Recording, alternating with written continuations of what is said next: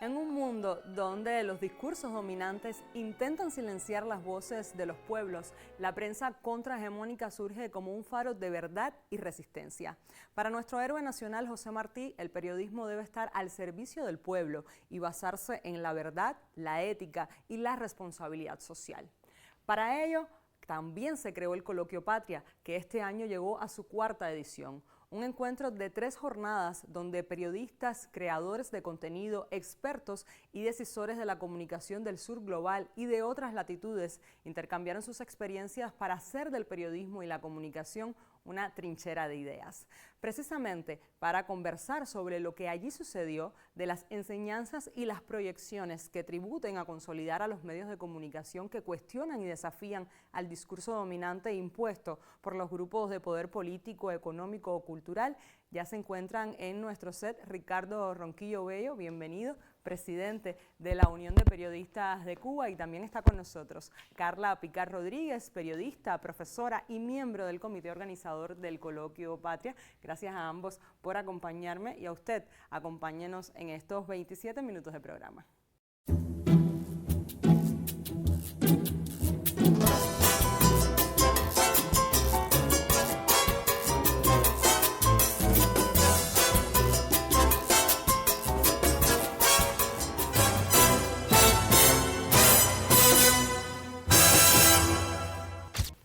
Iniciamos nuestro debate en buen cubano y para comenzar quisiera preguntarles ¿por qué es necesaria la prensa contrahegemónica hoy y cuál es la diferencia con los medios tradicionales?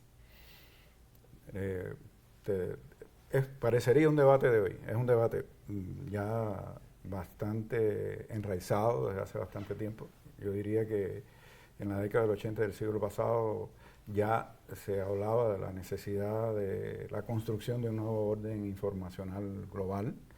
Recordemos el famoso informe Bad-Brahe, que se presenta por la UNESCO ante Naciones Unidas, y ya en aquel momento todavía no se había alcanzado el enorme desarrollo tecnológico que ha ocurrido en el campo de las comunicaciones, un desarrollo tan amplio y tan acentuado que se habla no solo de un cambio en las comunicaciones, sino un cambio antropológico.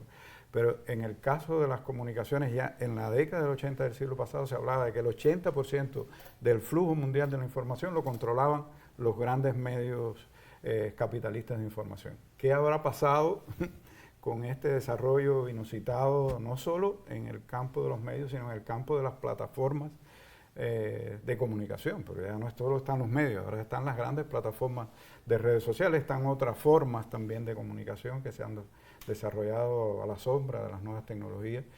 Y todo eso en un mundo muy injusto, muy desequilibrado. Los países no alineados en aquel momento planteaban, por ejemplo, la necesidad de fundar un nuevo orden informacional global. Y en realidad lo que estamos viviendo hoy es un nuevo desorden infocomunicacional global. Y precisamente en este escenario pues surge Patria como también un evento contrahegemónico. Y el lema de este cuarto coloquio fue Somos pueblos tejiendo redes. ¿Cómo se vincula esto con los retos del periodismo en la actualidad? Como decía Ronquillo, esto no es un debate nuevo, sino que ahora estamos aportándole nuevas miradas a partir de todas estas nuevas contribuciones que ha ofrecido la tecnología. ¿Qué cambia ahora? Que los países del sur global, si bien hemos llegado un poco tarde, pero ya estamos tocando la puerta de este nuevo contexto y que gracias al desarrollo de grandes como China, como Rusia, que de alguna manera también apuestan por esas nuevas miradas, también están de nuestro lado, pues los países, sobre todo de América Latina, pues estamos siendo parte ya de este debate con herramientas, porque siempre lo hemos estado, pero al no tener, digamos, que todo el contexto económico que es necesario para ello, pues no estábamos siendo parte, no teníamos la suficiente presencia en este tipo de debate. Por eso nace Patria, de alguna manera, como un pretexto simplemente para reunirnos todos estos que de alguna manera intentamos aportar a este debate de la contrahegemonía, que hay que, digamos, que entender que no se trata de una verdad u otra, o sea, no es una contestataria verdad sobre otra, sino que es el hecho de darle voz a la otredad. O sea, digamos que a lo que siempre ha sido desde la discriminación, a todos los discursos de odio, contrarrestar todo eso y poner, digamos, que nuestras identidades, nuestras culturas, hacernos sentir presentes. Y digamos que ese es el objetivo de Patria. Crear historias también que no están contadas en esos otros medios, nuestra propia cultura, nuestras propias diferencias, la heterogeneidad que tiene América Latina también, porque no somos iguales, aunque compartimos un mismo continente, ¿no? Por eso tejiendo redes, quizás el tema. Sí, claro, por supuesto. Digamos que la única manera de poder sentirnos parte de este debate es trabajar juntos. Como dice mi amigo Pirela, desde nuestra América, desde ese sentimiento nuestro americano, más allá de sentirnos como un continente aislado y países independientes. Siempre respetando, digamos, que la manera de organizarse a nivel interno, la autonomía de cada país, pero con un objetivo común. Y siempre va a ser, por supuesto, ofrecer una nueva mirada ante las grandes transnacionales de la comunicación. Sí, mira, uno de los temas más importantes del Patria, de los propósitos esenciales, yo creo, por los que surgió Patria, es el tema de la articulación. Bueno, ella planteaba, por ejemplo, el tema de la izquierda, por ejemplo, se quedó atrás en el análisis de las posibilidades que daban las nuevas tecnologías para la articulación en el plano comunicacional de las fuerzas, movimientos y partidos que en el mundo están apostando por una transformación del orden mundial. Sin embargo, la derecha ha tenido una enorme capacidad articuladora. Uno de los objetivos centrales del Coloquio Internacional Patria es, y por eso vamos a decir, este eslogan, ¿no? Tejiendo redes, o sea, la idea de articularnos, porque incluso podemos estar unidos. Nos pasó en Cuba, por ejemplo, en los acontecimientos del 11 de julio. Es un país con una concepción unitaria, con, vamos a decir, una estructura social y política bastante homogénea, organizada a todas las escalas. Sin embargo, estábamos desarticulados desde el punto de vista comunicacional y, entre otras cosas, eso propició que el 11 de julio el país fuera sorprendido por un golpe político comunicacional utilizando las nuevas tecnologías. En el propio Foro de Sao Paulo, que es un importante foro de concertación de las izquierdas en el mundo, sobre todo los partidos políticos de América Latina que aspiran, digamos, al poder político en la región, etcétera, hay una conciencia crítica de que no hemos sabido aprovechar. Llegamos tarde, estuvimos viendo las tecnologías esencialmente como una amenaza para los procesos de izquierda. Y yo recuerdo, siempre lo hemos planteado, aquel 7º Congreso de la UPEC, en el año 89, que en Cuba comenzaba a introducirse Internet y casi todo el mundo lo que hacía era replegarse, tenía miedo de la introducción de Internet en Cuba, las consecuencias que eso tendría para la sociedad cubana.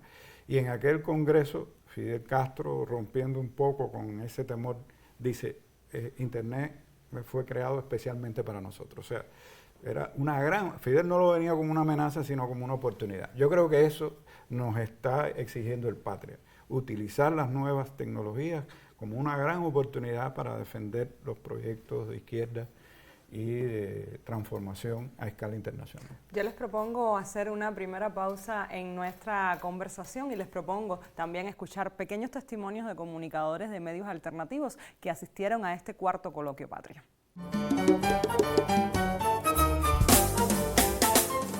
Soy testigo de primera línea del crecimiento exponencial del coloquio y cada año que pasa su relevancia es aún mayor.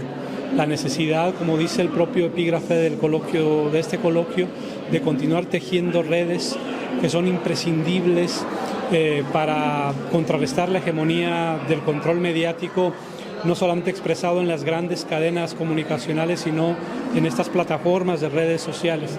Y el hecho ya de encontrarnos acá, de tratar de trabajar una agenda común, es un gran paso, no solamente para América Latina y el Caribe, sino como en esta edición a la que contamos con personas de otros continentes. Este es un encuentro que permite visibilizar y crear redes de espacios en los cuales estamos construyendo otras narrativas, otros discursos a los de los medios dominantes. Yo vengo de México y entonces ahí se está librando una batalla muy importante por la comunicación. Bueno, Patria es un espacio-tiempo, primero que todo de encuentro entre proyectos comunicacionales alternativos, revolucionarios, progresistas, de vanguardia. Patria es un mapa que nos ha sumado a quizás muchos proyectos que desde nuestras trincheras estamos dando la batalla, y gracias a Patria nosotros nos articulamos, nos vinculamos, nos vemos, nos abrazamos y podemos ir juntos en esta batalla comunicacional. Necesarios. Telesur y Patria son necesarios.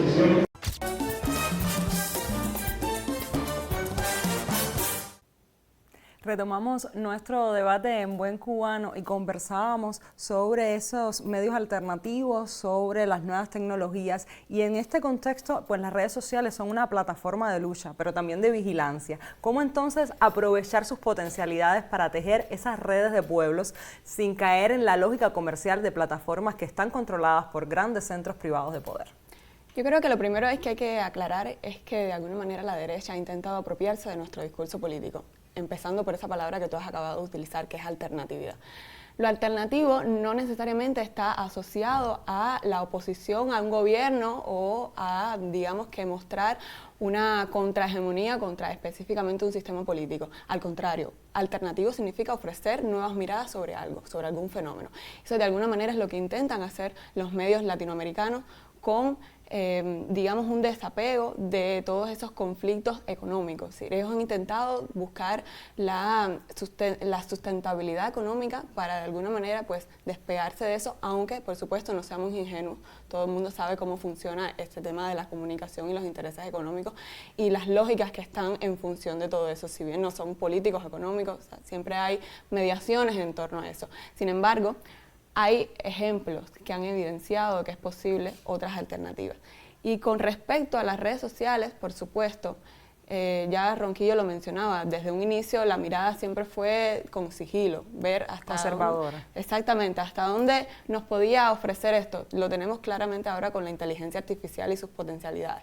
Pero ¿cuál fue los debates en Patria? ¿Cuál es la respuesta nuestra? Pues darle a esas herramientas nuestra información, nuestras creencias, nuestras identidades, para que a partir de ahí la IA, con sus lógicas de funcionamiento, lo ha demostrado, por ejemplo, DeepSeek. O sea, DeepSeek no te va a dar una respuesta igual que Perplexity o que Copilot, que son, digamos, que plataformas que están organizadas y articuladas por las grandes transnacionales de la comunicación y la información. Entonces, nuestra función aquí como ciudadanos y como comunicadores, de alguna manera es tomar los beneficios que esas herramientas nos están brindando y jugarlo a nuestro favor.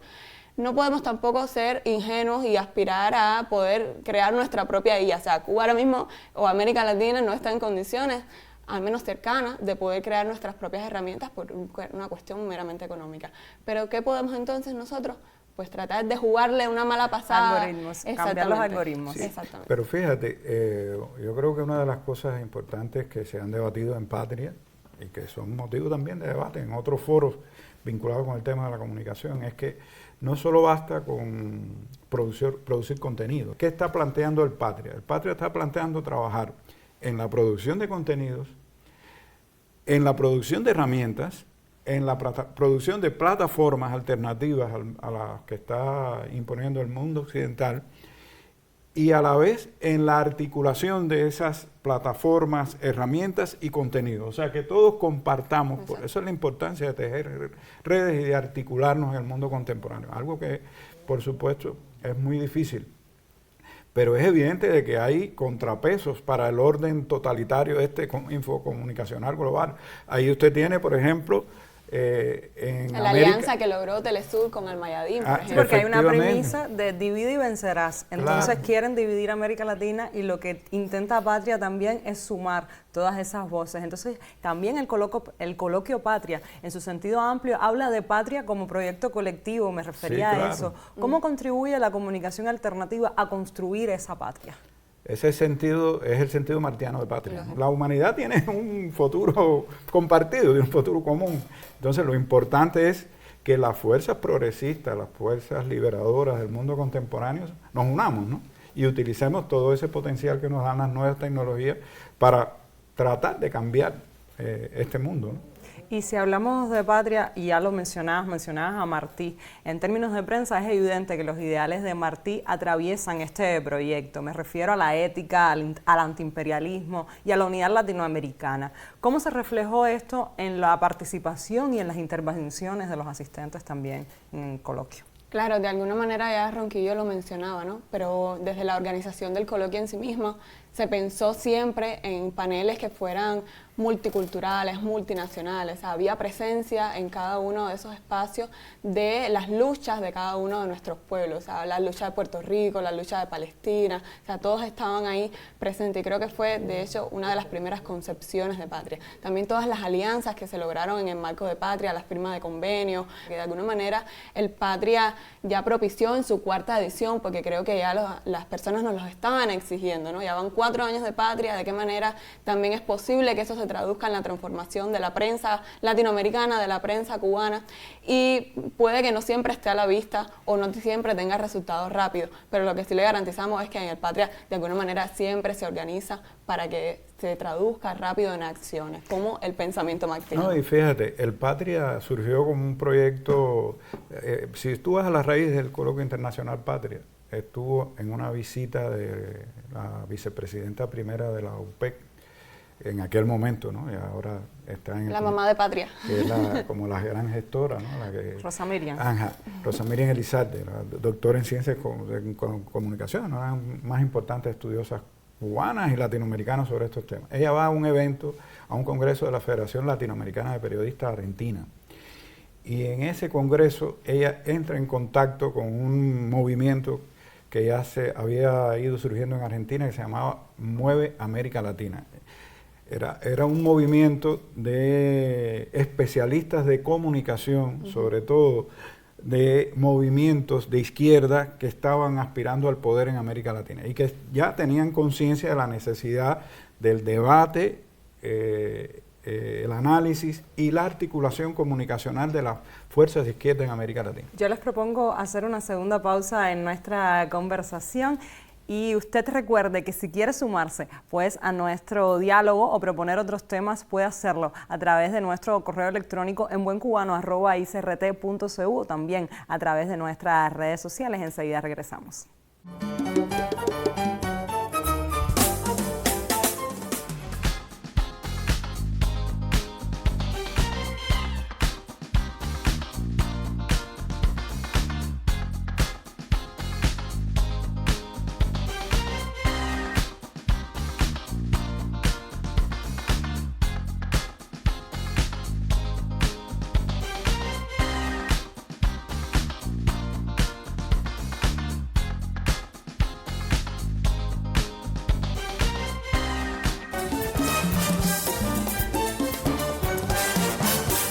Retomamos el diálogo en Buen Cubano y seguimos conversando sobre la contrahegemonía en el periodismo y el Coloquio Patria en su 4ª edición. Y este año precisamente el coloquio estuvo dedicado también a Telesur en su aniversario 20, un medio que surgió con la premisa de ser la voz del sur global. ¿Qué aprendizajes deja este medio para la prensa contrahegemónica regional tras 2 décadas de experiencia e innovación? Bueno, si quieres entonces comenzar. Claro, sí. Mira, yo creo que ha habido muchas experiencias interesantes de comunicación contrahegemónica que empezaron por Cuba y tuvieron su enlace con Venezuela. Pensemos, por ejemplo... Porque Cuba es fundador e ideólogo también de Telesur. Sí, claro. Fidel Chávez, nace por una idea de Fidel y Chávez. Sí, pero quiero remontarme a tiempos anteriores. Por ejemplo, cómo surge la revolución en Cuba y Radio Rebelde. Radio Rebelde surge... Fíjate que el gran eslogan de Rebelde, dicho por sus locutores, vamos a decir, es emblemático, era la gran cadena de la libertad. O sea, no era una emisora de la revolución para Cuba, era una emisora de la revolución continental. Y Radio Rebelde tenía enlaces en Venezuela, en Colombia, en Argentina. Surge como una gran cadena de la libertad continental. Ahí está. Después surge Prensa Latina, luego del triunfo de la revolución en Cuba, y se gesta también, imagínate que en Prensa Latina estuvieron periodistas de la talla de García Márquez y otros grandes intelectuales y luchadores de América Latina. Surge también como un proyecto continental contrahegemónico de comunicación. Ya Telesur es otra escala, porque Telesur surge en otro momento, hay un desarrollo ya inusitado de las comunicaciones.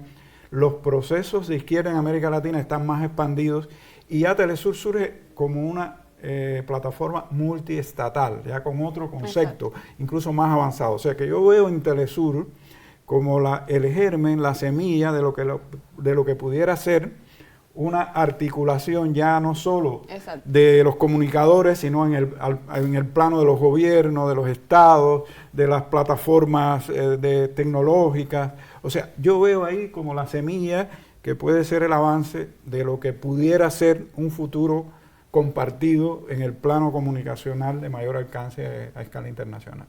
Claro, Telesur tiene 20 años ya, pero no se nota. O sea, ellos han sabido reinventarse y han sabido, sobre todo bajo la guía de su incansable directora Patricia, han sabido precisamente lograr articularse. Y yo creo que a partir de la articulación ha sido el resultado, pues claro, de su supervivencia y de su éxito a nivel profesional. Y los medios, vamos a estar claros, tenemos desafíos económicos, políticos, de acceso a la información también. ¿Cuáles son los principales obstáculos que enfrentan los medios contrahegemónicos en la actualidad y qué estrategias, sobre todo, se discutieron en esos días de encuentro para sortear estos obstáculos? De alguna manera ya los hemos ido mapeando en la entrevista, ¿no? Por supuesto, tenemos el principal reto y es el económico, que todas están dominadas por las plataformas hegemónicas de la comunicación y que todavía, a pesar de que hemos hecho grandes esfuerzos, con China y Rusia ahí a la cabeza, nos queda mucho por hacer. Porque ciertamente, o sea, la derecha no solo se ha apropiado del discurso, sino que es que tienes las herramientas. Entonces, cuando tú logras, digamos que articular esas dos grandes posiciones, pues es muy difícil luchar contra eso. Sin embargo, pues no todo está perdido y se trabaja para eso. No solo desde lo poquito que hace cada uno de nuestros países, sino, como ha dicho Ronquillo, dando esos grandes pasos conjuntos, que yo creo que es la única manera de poder lograr el éxito. Sí, estamos viviendo lo que los estudiosos de la comunicación, como ustedes, que son profes de la Universidad de La Habana en el tema de la comunicación, llaman la famosa era de la posverdad. O sea, en el plano, por ejemplo, del contraste entre la enorme capacidad manipuladora que tienen las grandes plataformas de redes sociales, las herramientas que se han desarrollado para enriquecer la capacidad manipuladora de esas plataformas, y cómo contrarrestar eso es el gran desafío. Y cómo imponer un punto de vista del sur o de los países que se oponen a esa visión, vamos a decir, hegemónica, totalitaria de la comunicación. Por ahí están ahora mismo los debates en el propio Estados Unidos del presidente Trump con relación a las grandes plataformas. Llega al poder acunado y financiado por las grandes plataformas.